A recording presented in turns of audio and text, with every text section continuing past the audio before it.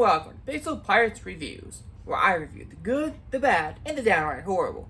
Today, you join me for an exciting episode of Marvelous Monday, where we are going to be reviewing She-Hulk Episode 1.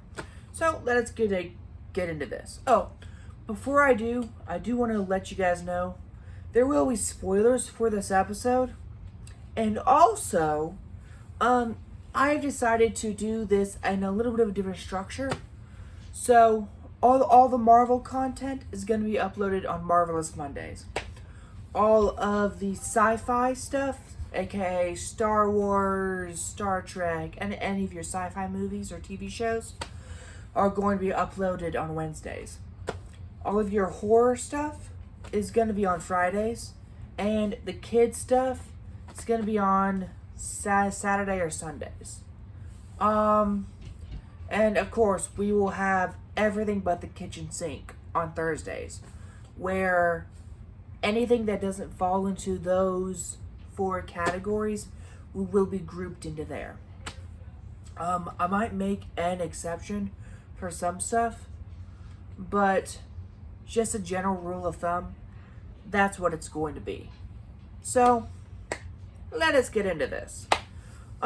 We first open on Jennifer Walters taking a case when she breaks the 4th wall and tells us that yes, she is indeed a Hulk. We go to a flashback where it shows her how she became a Hulk. But her backstory here is wildly different than what we saw in the comics.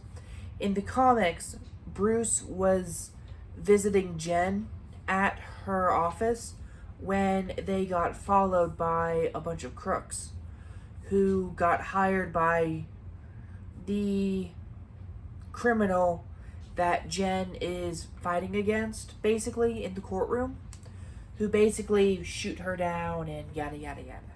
Bruce, in the heat of the moment, forgetting that he is in fact a Hulk, gives Jen a blood transfusion, which gives her the properties of becoming a Hulk. But a very special kind of Hulk, because she can actually stay conscious while she's in Hulk form, which is a huge deal.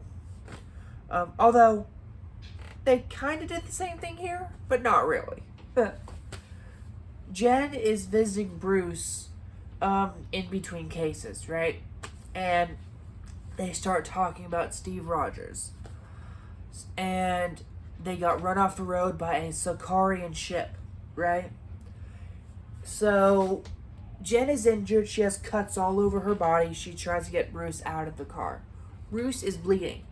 Bruce tells Jen to go away, to get away, because his blood is gamma radiated. And she gets some on her, and she turns into the Hulk. That was very wildly interesting. Bruce decides to not let Jen leave an island after she wakes up in order to help her control her powers. Jen is wildly better at controlling herself than Bruce was. And Bruce is kind of miffed about that, so they could get into a little bit of a tussle. Whilst there, they destroy Hulk's bar, which was actually built by Tony Stark and Bruce, which is very awesome. There's a bunch of Easter eggs in the background. I mean, this was just an awesome show. I'm really enjoying it. I guess the reason why is because the Hulk was always one of my favorite Marvel characters. Always. And, well, I enjoyed it. The camera angles were awesome. The sound design was incredible. And, well, I thoroughly enjoyed it. I enjoyed the memes in it. They didn't go overly heavy with them like they did in Ms. Marvel. They still kept it a little serious while still making it funny. I just really enjoyed it. I give it a 9 out of 10.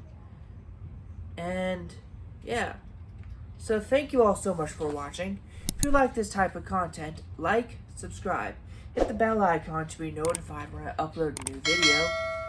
And yeah, I'll see you all next time. For right after this video, I'll leave a link to it in the end of this video and in the description below. But I'm actually going to be reviewing the second episode of Ms. Marvel. So stay tuned for that. See ya!